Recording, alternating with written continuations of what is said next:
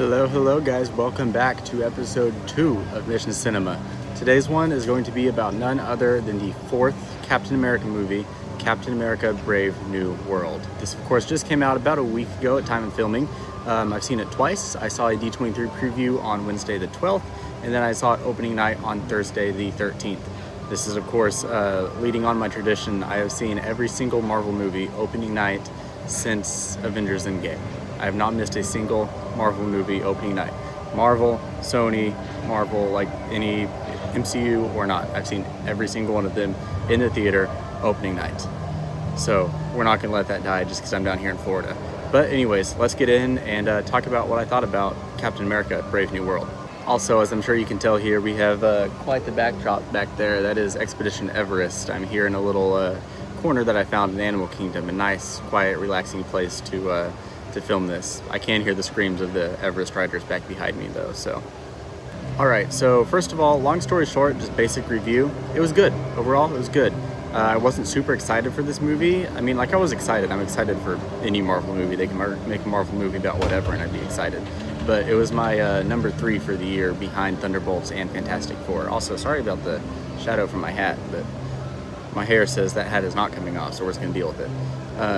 But I had medium expectations, and so the film met my expectations, and I don't think there's anything wrong with that. I think that's a good thing. What I said in my review that I posted on Facebook and stuff was that it was an excellent B-tier movie. It's not a top-tier amazing Marvel movie, it's not an Avengers movie, it's not Captain America Civil War, but it's good for what it is. It gets the job done, and it's good. I think that's all that really matters. When you're super deep into the Marvel fandom like I am, all your socials are Marvel, YouTube, TikTok, X, all that is just Marvel. It's very hard to go into these movies spoiler free or not knowing anything. Believe it or not, this is the first time that I can remember that I've gone into a Marvel movie. I didn't know a single spoiler, didn't know a single plot detail. Unlike most movies, I haven't seen every single TV spot and trailer and everything. I saw the big trailers, but didn't take the time to watch all the TV spots. And that was an excellent feeling. That was really nice going in blind. At the same time, though, I do understand why, because there really wasn't any surprises other than, and spoiler alert for the rest of the video, Bucky. Bucky showing up was by far an amazing surprise, the best surprise in the movie. Kind of expected it, like you can't have a Captain America movie with Sam Wilson as Cap and not have Bucky after Falcon and the Winter Soldier and the chemistry they had in the other movies. So definitely a warranted surprise, but still a good one. In terms of the characters themselves, I think there was 2 main standout characters here, and I think that most people are going to agree on what they are. Number 1 standout was Isaiah Bradley. He was incredible in this. I apologize, don't remember the actor's name. Cannot think of his name. But Isaiah Bradley was an incredible character, so deep.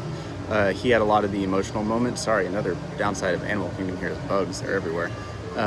He's kind of the one who had the emotional heartstrings of the movie. There wasn't a lot of emotional depth to this movie outside of his character. So it was definitely refreshing to see that in there. Continuing his story from Falcon and the Winter Soldier, amazing choice. So glad that they brought him into the movie and gave him as big of a role as he had.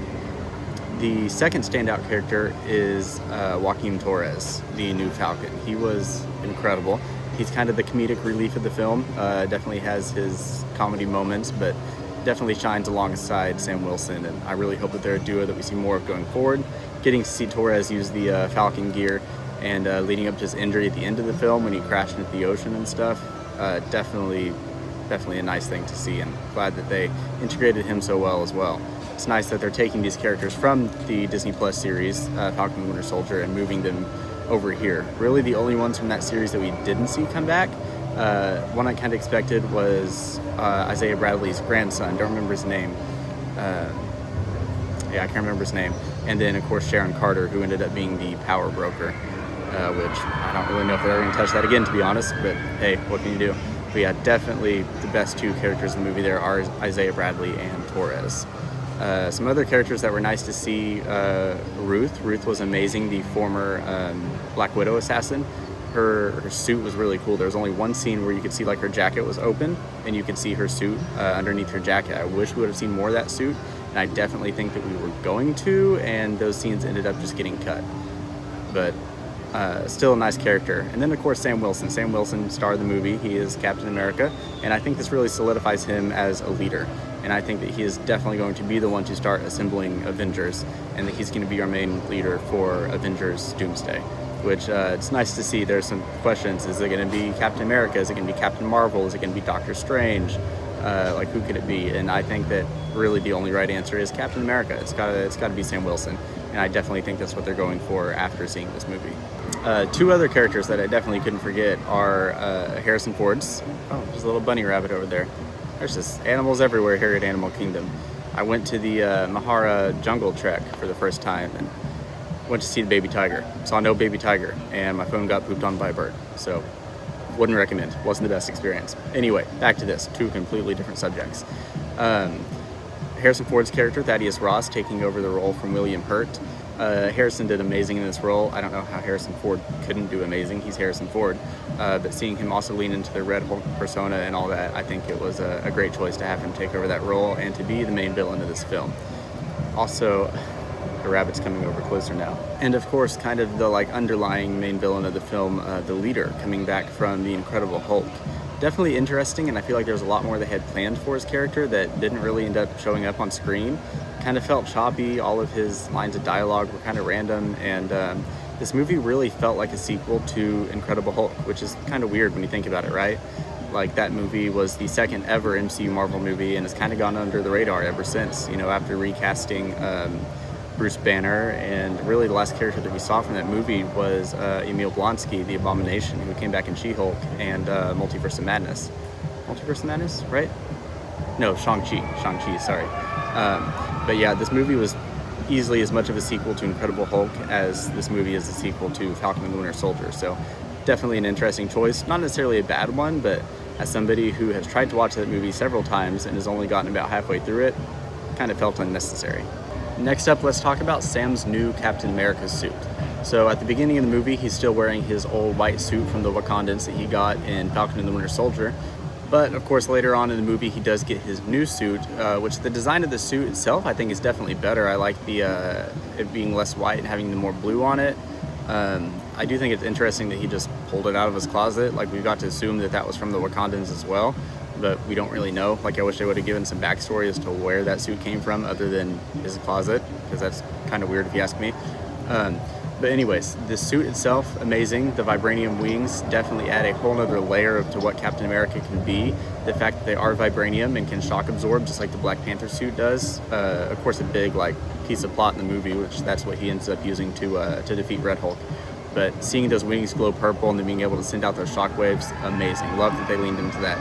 Of course, Red Wing in there as well. There's a shot where Red Wing detaches from Sam and then grabs the shield and moves the shield around to protect Sam while he's flying. I think that was incredible. That's such a creative choice there to have Red Wing do something like that, and I love that scene. One of the best parts of the whole movie.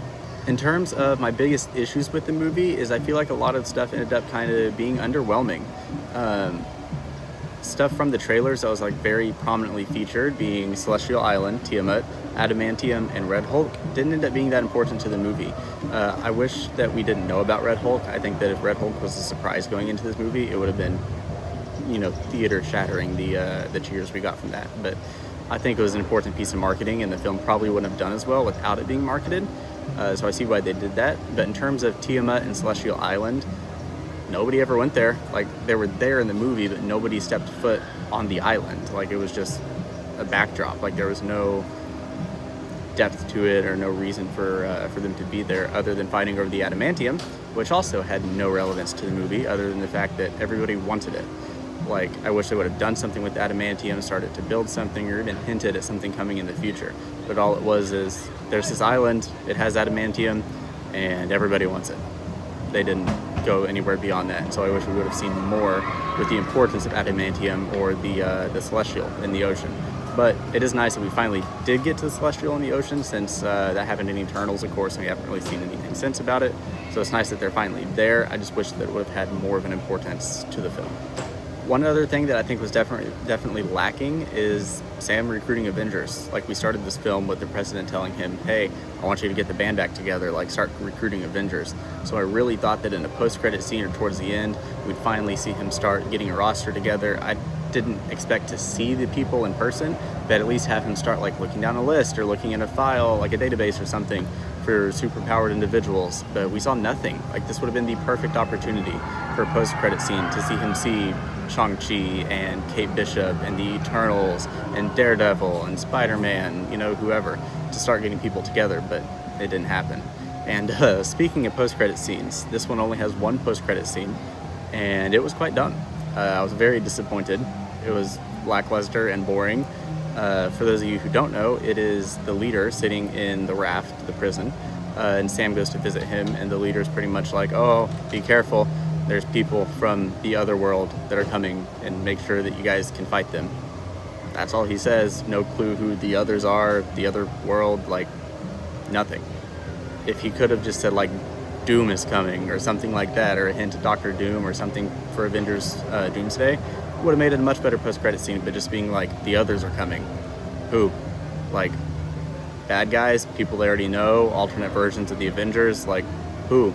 Just felt very last minute and poorly planned. But other than that, like I said, overall, it was a good movie. Wasn't anything special, but it was a good Captain America movie. I flip-flopped it between being my third favorite Captain America movie and my fourth. Right now it's Civil War at number 1, The Winter Soldier at number 2, and then I think I'm still going to put The First Avenger at 3 and then this at 4. But they could definitely flop between First Avenger and Brave New World. For my 5-star rating, I'm going to give it 3.5 out of 5. My first watch, I had it at 4. By the second, I dropped it down to 3.5. That's usually how I am when I see Marvel movies, or really any movie in theaters. It's always going to get a higher rating the first night, just because, you know, about the experience and everything, it always makes it better. But yeah, 3.5 out of 5 stars, my final rating for Captain America Brave New World. So that's going to be it. Thank you guys for watching. Hopefully we're going to have one for your friendly neighborhood Spider-Man coming out soon.